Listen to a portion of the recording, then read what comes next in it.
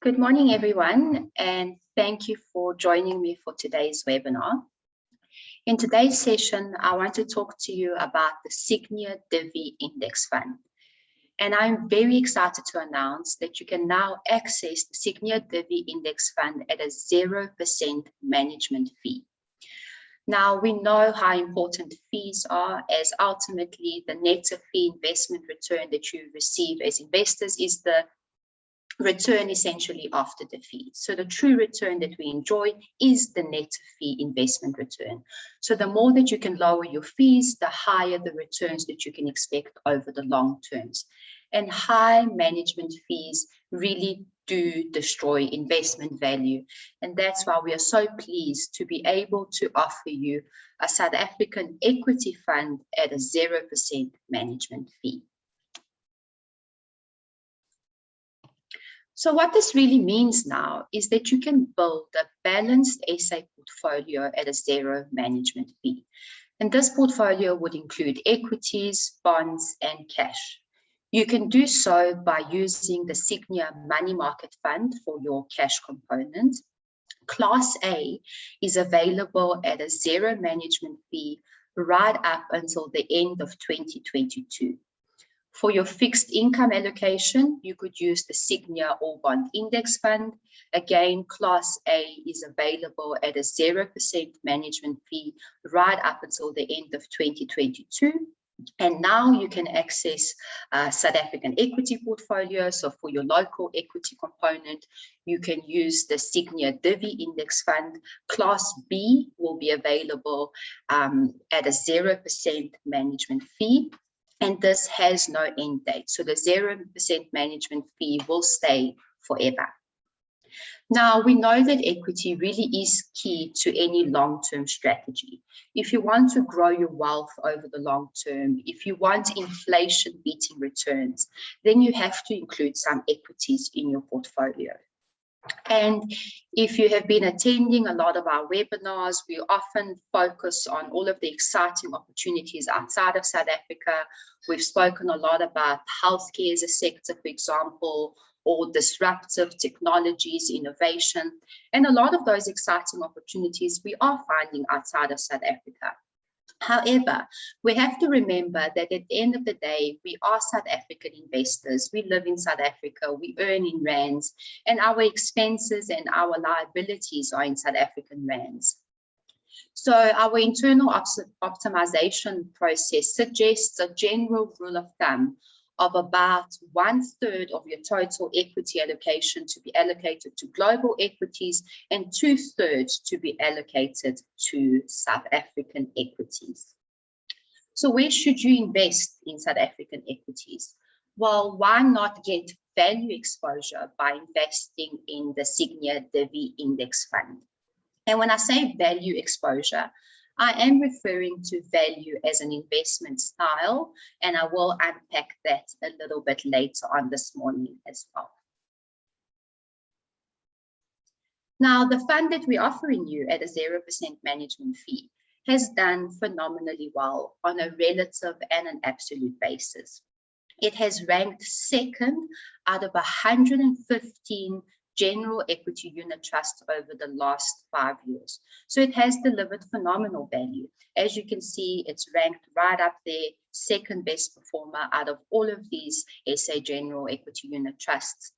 And what I have also highlighted for you is the broader market. The broader market is measured by the FTSE JSE Swiss Index. So really good, phenomenal performance over the last 5 years, and you can now access this at a 0% management fee. Let's talk a little bit about investing in today's day and age. So we're finding ourselves in the year 2021, and we are in the information age. We all have smartphones, we have Google at our fingertips. We can find information about anything and everything that we want to know about. Yet investing seems to be harder than ever. We are seeing some really bizarre investment trends out there. And we have to ask ourselves, are people losing their minds? why are people choosing to spend money on, all sorts of weird and wonderful things that they call investments? And I'm referring to things such as people have been trading in meme stocks. People have been buying all sorts of weird and wonderful cryptocurrencies. Not to say that I'm against cryptocurrencies, I quite like them, but I'm specifically referring to these, cryptocurrencies that were started as a joke, such as Dogecoin, and yet, a cryptocurrency that was started as a joke by April 2021 was valued higher than the Ford Motor Company. Something doesn't seem to make sense there. And the latest craze is NFTs. Now, NFTs stands for non-fungible tokens, and essentially these are digital assets whose ownership is recorded on a blockchain network.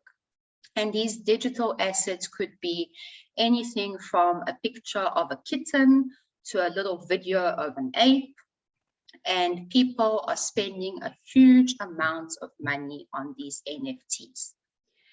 And some people are comparing them to art. Now, is art an investment? Well, yes, it is an investment, an alternative investment, and it does require quite a lot of expertise if you expect to make money out of art. And at least with physical art, if you buy a beautiful piece, you can hang it up in your home and at least enjoy it. With these digital art pieces, these NFTs, anybody can view the NFT. You could screenshot it. You could, find a Google image of these NFTs that have been sold for millions of US dollars. And there's no promise that you will actually get a return at the end of the day. So it almost feels like all of the spending on crazy, weird, and wonderful assets, it almost feels like it's a sign of excess liquidity in the markets, of these stimulus checks that some individuals have been receiving, and really trying to make a quick buck by investing in things that we don't understand. So we have to take a step back and think about the fundamentals of investing. And I'm not convinced yet that NFTs have any fundamentals. When you invest in something, if you purchase a company or invest into a certain project, you do expect to get your money back through earnings and eventually dividends. This really is the cornerstone of investing. Whereas people spending money on these weird and wonderful things is really spending and hoping potentially that one day you will be able to sell it to somebody else for more than what you paid for it. So let's get back to the fundamentals of investing. And as Philip Fisher said, the stock market is filled with individuals who know the price of everything but the value of nothing. Now, when we talk about value, I'm speaking about value as an investment style, and there's a few different investment styles out there, but the two dominant investment styles are value investing and growth investing. Now, value investing can be described as an investment strategy that involves buying stocks that appear to be trading for less than the intrinsic value. So if you have a look at this little graph I have included on the right-hand side, a value manager or a person following a value strategy will try to establish what they believe is the true value or the intrinsic value of a certain company. And that would be the red line. They would calculate this intrinsic value using, for example, discounted cash flow analysis. And you would work out the intrinsic value of a stock. If the current price of the stock is under that intrinsic value that has been calculated, then it is a buying opportunity. So value managers would typically build in a margin of safety, which would be this green line, for example. And the idea is to buy below or at the green line and sell at the red line or above the red line. So value investing is about buying stocks that are currently unloved or underpriced by the markets. And value stocks and value strategies do have some common characteristics. Value stocks typically have a high dividend yield, which is what we're talking about today, is the Divi Fund, so high dividend yielding stocks in that fund. So that's one common characteristics of value stocks, as well as a low price to book or price to earnings ratio.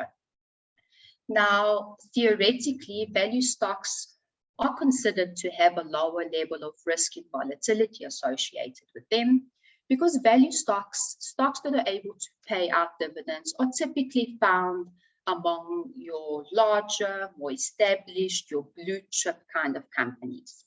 So they are considered to be more stable and have lower risk and volatility associated with them. Growth stocks, on the other hand, are stocks that are still in their growth phase. They promise a lot of future profits, a lot of growth into the future. However, theoretically speaking, the probability for loss for investors can be greater, and that is particularly so if growth companies are unable to keep up with growth expectations. And we are talking about dividend yielding companies today. I will unpack the Sygnia Divi Index Fund a little bit later on, but dividends really are key to long-term returns. And I have included a quote on the slide that I really like, and it states that turnover is vanity, profit is sanity, and cash is reality. Now, if you ever hear CEOs of companies talking about, I'm the CEO of X company and our turnover is however many million or billions of rands, then you must know that is ego speaking. That is talking about turnover is pure vanity. And turnover on its own in isolation doesn't tell you anything about the success of a business. You could have achieved a very high turnover by lowering the cost of your product so you can sell more, or by increasing expenses in order to sell more. So turnover on its own does not mean that it's a good business, it's a profitable business. Profit, on the other hand, is sanity. So if a company is able to generate a profit, it means that, the turnover minus the expenses, it is a profitable company. But it's really cash that's the reality. So CEOs that are focused on generating cash and returning that cash to shareholders through dividends, that really does send out a signal to the market that, if a company is able to pay out dividends, it does send the positive signal that management is feeling very positive about the future earnings of a company. And having a look at the graph that I have included on this slide will prove again why dividends really make sense to long-term investing. So what we're having a look at over here is the S&P 500 price index relative to the S&P 500 total return index. So it's based on the same index, the S&P 500. The darker purple line at the bottom is the price index. So this is just the underlying prices of the shares that are in the S&P 500 and how these share prices have grown through time. So if you invested in the S&P 500 price index, your money definitely would have grown quite nicely over the last 50 years. The lighter purple line is the S&P 500 total return index. So the total return index is the same companies that are in the S&P 500. It's the S&P 500 total return index. However, when these companies pay out dividends, the dividends are reinvested, and you can see how steep that total return line of that index is. And the total return has outperformed the price index by a factor of 4 over the last 50 years. So we can clearly visually see the huge impact that dividends and the reinvestment of dividends can have on your investment portfolio. And I have no doubt that if I had to ask all of you listening to me this morning which line you would rather invest in, you would all choose the S&P 500 total return index.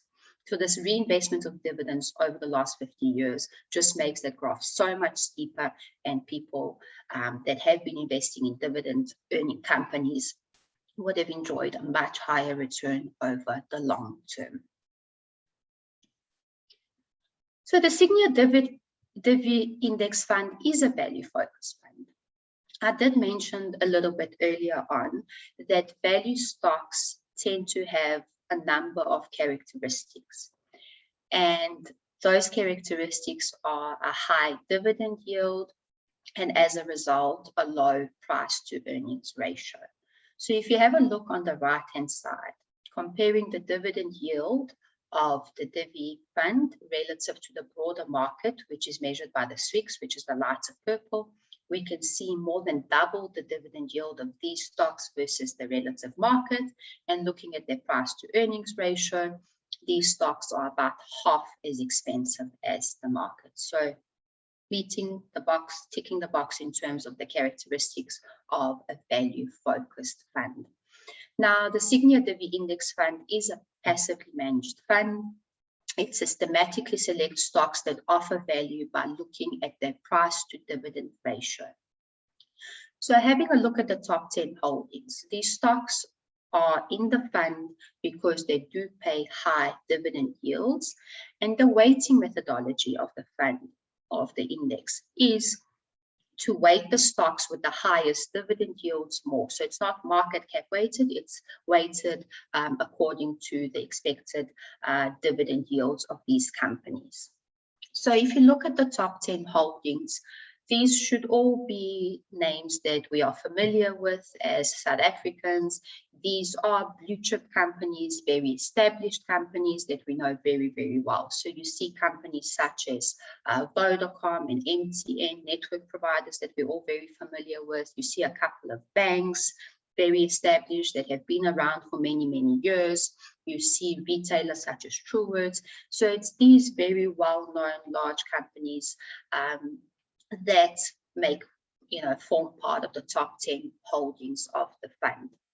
Now, as much as the Sygnia Divi Index Fund is South African equities only, and within South African equities, a huge focus on these high dividend yields expected from these stocks, it is still well diversified, and it's well diversified across multiple industries. And from the industry perspective, if you have a look on the very left, the sector allocation as of 31 August, you'll see that the largest allocation of the stocks is in the industrial sector. So about 45.7% allocation to industrials, with about 42.4% allocation to resources and just short of 12% in financials. So nicely diversified across the industries. Now, we saw that Exxaro Resources was the top holding as at the end of August 2021. So let's have a look at Exxaro just for interest's sake, and to kind of give you a flavor of the kind of stocks that you can expect to see if you had to invest in the Sygnia Divi Index Fund. Now, who are Exxaro Resources? Well, it's a company that was born out of the unbundling of Kumba Resources back in 2006, and since then they have grown to be one of the largest diversified Black empowered mining companies in South Africa. They do have a diversified portfolio of assets, and they're involved in coal operation, in iron ore, in residual pigment manufacturing, as well as renewables, which is very exciting. And over the last decade, they really have been, respected by peers in the industry for their innovation, as well as the way that they operate their business, ethically. And they have been paying really healthy dividends historically, and they're projected to continue paying these healthy dividends into the future. Their current dividend yield is estimated at over 18%. Which would explain why they are the top holding as at the end of August 2021. And if you look at the little table at the bottom, what you'll see is the line item that shows you the dividends per share that they have been paying over the last couple of years. So again, just showing you that they have been paying, good, stable dividends year on year. And again, I mean, I said this earlier on, companies that are able to pay dividends, it really does send a strong message of stability, a clear and powerful message about the company's performance, and it shows us financial strength. And having a look at their share price, they're up about 37% over the last year. So really, a blue chip company, stable company that has been around for many, many years. And this is just an example of the kind of stocks that you can expect to have exposure to by investing in the Sygnia Divi Index Fund. Now, when speaking about growth and value as the two more dominant investment styles out there, it really depends on the market environment, whether growth will outperform value or whether value would outperform growth. And growth stocks typically tend to outperform when the economy is doing well. And a low interest rate environment, which is exactly the kind of environment that we're finding ourselves in, especially after 2020, when governments across the board, so in South Africa and abroad, governments cut interest rates as far as they possibly could in order to stimulate the economies and try and provide some type of level of support, to deal with the pandemic. So interest rates have been lowered across the board, and a low interest rate environment is good for growth stocks.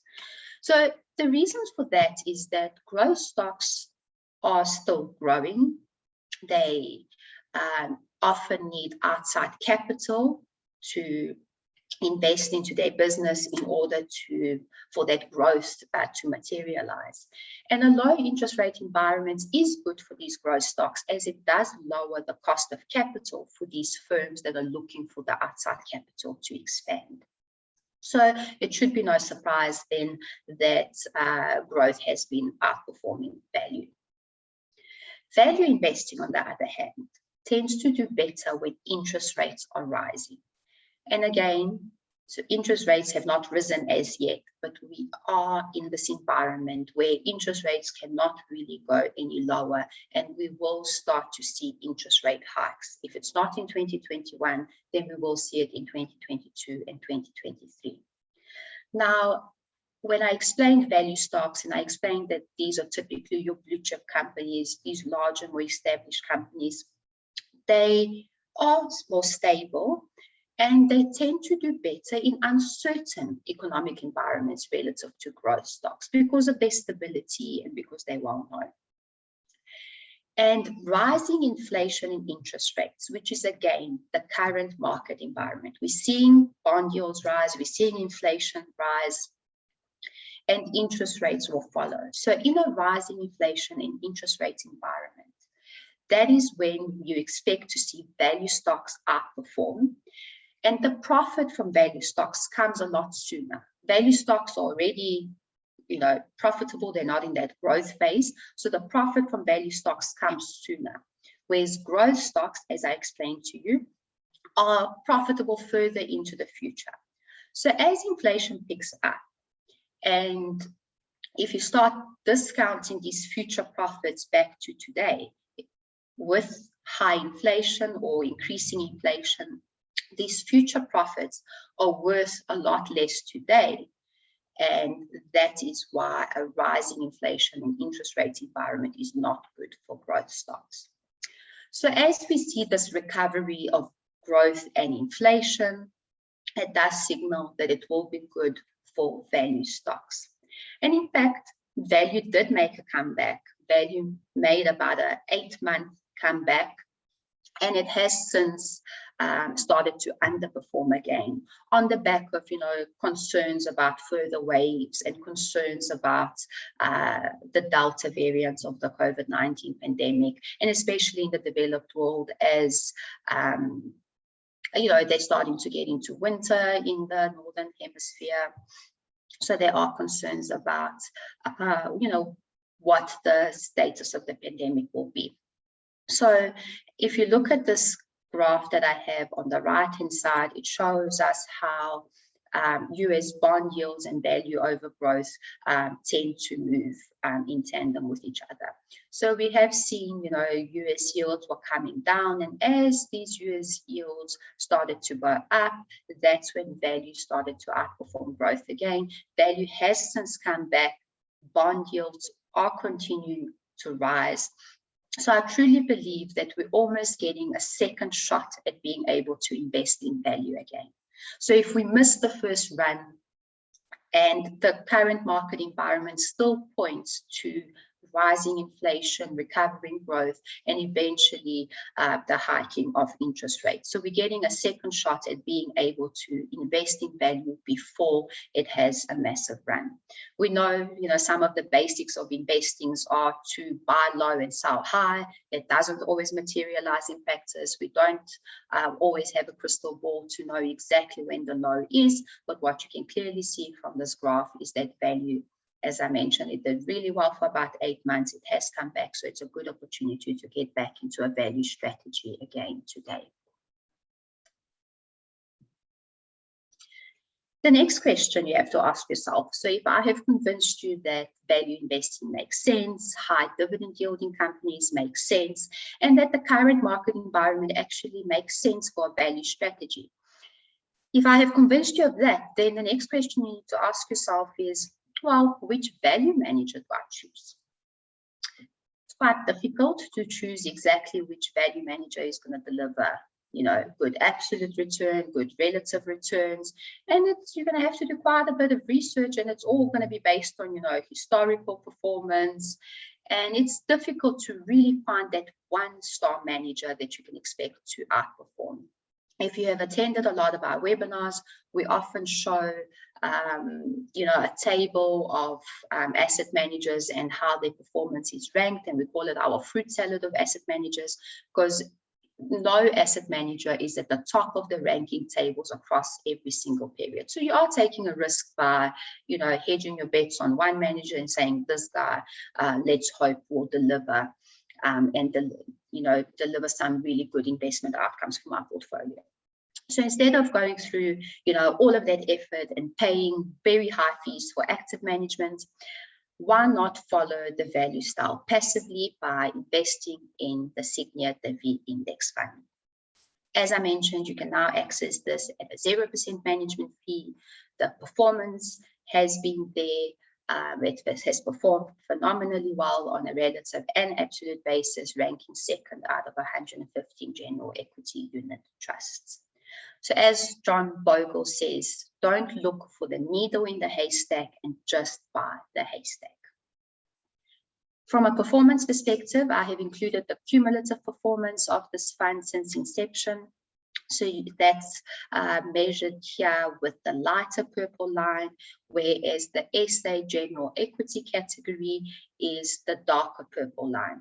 And you can see that over the last number of years, the Divi Index Fund has been comfortably outperforming its peers.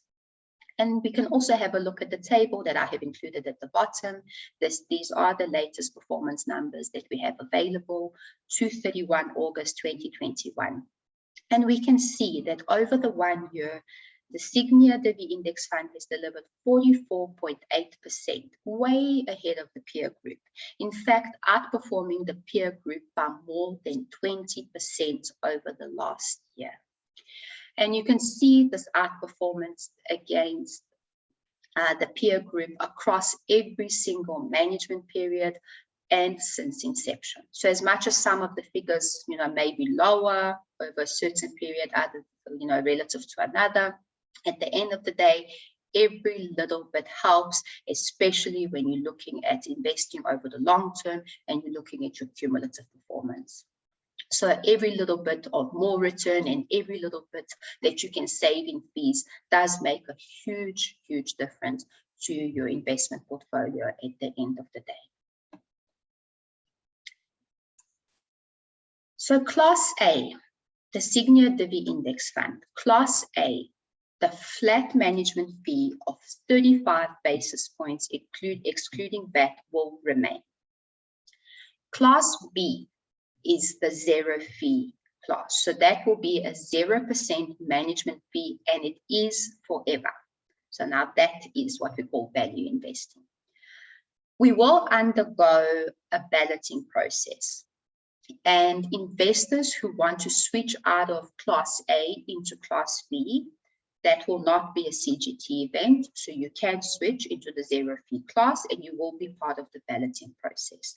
Any new investor will be part of the balloting process as well. So don't be alarmed if you see something in your inbox.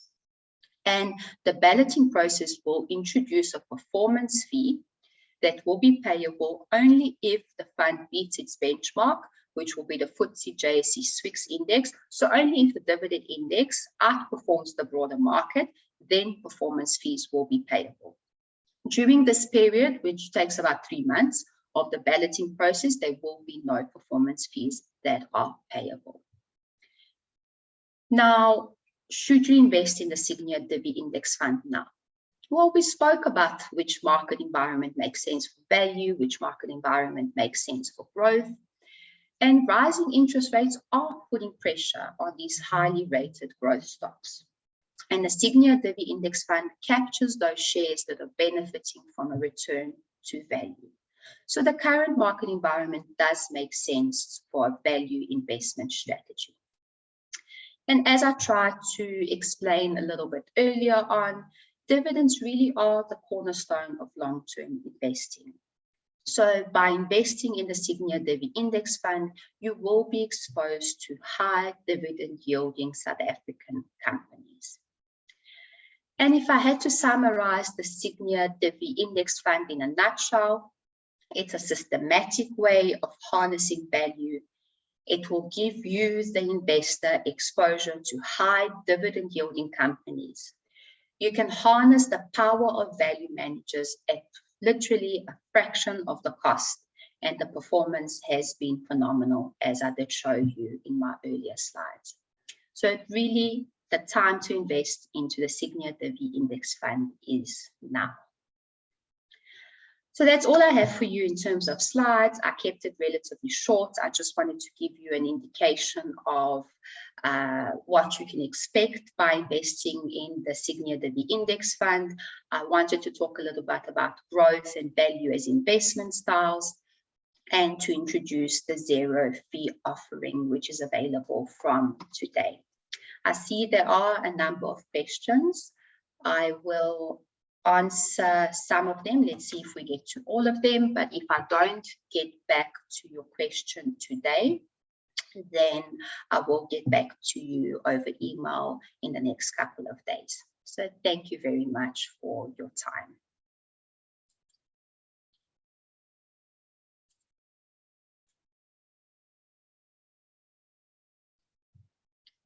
Okay, so the first question is, while this fund focuses on high forecast dividends yields, the invitation mail also positioned it as a value play. Please elaborate on the value angle. So I do believe that I have covered the answer to this question. As I mentioned a little bit earlier on in my presentation, there are a number of characteristics of a value strategy, and some of the most common characteristics of a value stock are high dividend yield, and as a result, a low price to book or price earnings ratios. And when we looked at the Divi fund relative to the broader market, we saw it is higher dividend yielding stocks. And from a valuation perspective, looking at their PEs, they're about half as expensive as the market at the moment. 0% management fee is great, but other costs or transaction costs still payable? Yes. So the transaction costs will still be payable. It's the management fee. So that management fee of 35 basis points that is, for example, still in Class A will remain that way, but there are those 35 basis points. That's what we have discounted in Class B. So the 0% management fee will be zero forever. Transaction costs will be payable, and performance fee will only be payable post the ballot process. And those will only be payable if the fund beats its benchmark, which will be the SWIX index over a 3-year period.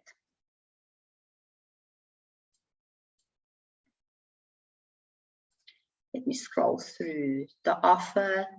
doesn't end. So with the Sygnia Money Market Fund and the Sygnia All Bond Index Fund, the zero fee offer for those two does end at the end of 2022. So you can still make use of it now.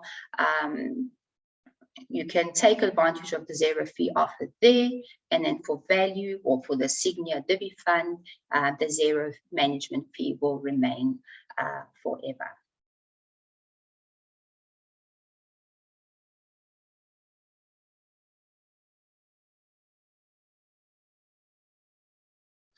What is Sygnia's view of thematic ETF investing? Thematic investing is core to our, investment beliefs and philosophies, especially at the moment. We are finding ourselves in a lower growth environment with all of the high debt that we are seeing across the globe. Global debt to GDP has, never been larger. And especially again now, even pre-pandemic, the world was sitting with a lot of debt. Now, post-2020 and post all of these loans that countries had to take on in order to support their economies and deal with the pandemic, by taking on extra debt, more loans from world banks, from IMF, from everywhere else, countries' debt has, become even larger. And what high debt does is high debt really does equal low growth over the long term. As countries, instead of being able to spend on growth initiatives, now you've got this high debt, and you take all of this income that you're earning from taxpayers and companies, and you take your taxes, that's a country's income, and you have to now go and pay down their debt instead of investing in growth initiatives. So high debt really does point to low growth. And in a low growth environment, you really have to look for, uncorrelated, differentiated sources of return. And that's where we look for certain themes that we believe can weather the current market environment. And that's why, in a lot of our webinars, we've been focusing on these very exciting, uncorrelated opportunities, such as, healthcare. And if you think about our fourth industrial revolution fund, really, the theme there really is disruptive technology. So thematic investing makes sense, and doing it via ETFs also makes a lot of sense. It's low cost, it's efficient and immediate implementation. So yeah, our view on thematic ETF investing is we are all for it. Okay, what is the TER of this fund? So the total expense ratio of the fund now will include the undiscounted management fees.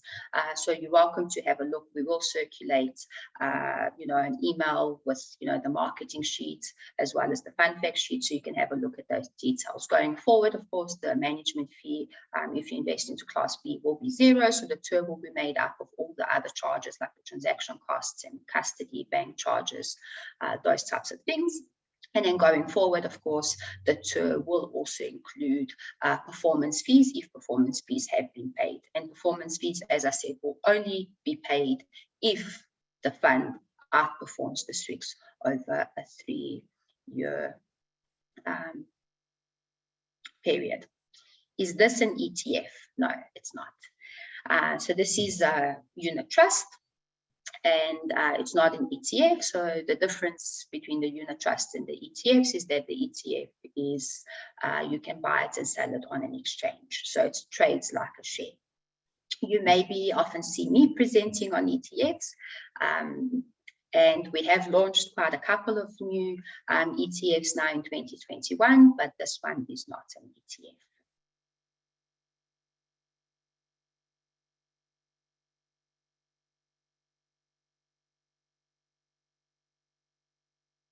Are there performance fees on this fund? Post the ballot process, there will be performance fees. So until the ballot process is complete, you can invest in this fund and know that for the first couple of months, you will not pay any performance fees. And then going forward, it depends on performance. If the fund doesn't beat the SWIX, then no performance fees will be payable. Where do we get the Class B fact sheet? So fact sheets are being updated. This new fee is available from today, the 21st of September. So you'll be able to find that on our website. I can also see who's asking the question, so I will have your details, and I'm more than happy to email you the fact sheets and the marketing sheets directly.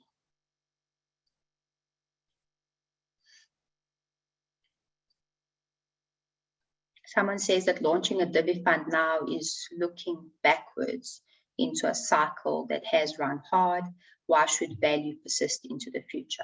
So we haven't launched this fund now. This fund has been around for quite a while. As you saw, I showed you performance figures that go back quite a number of years. The reason for today's webinar is because we do believe it's an opportune time to invest into value. So if you look at the current market environment, bond yields are rising, inflation is rising, and then on the back of that, interest rates are set to rise. So it does make sense for value investing. And the reason why we wanted to almost reintroduce the fund to our clients again is because we now do have Class B that is offered as a zero management fee.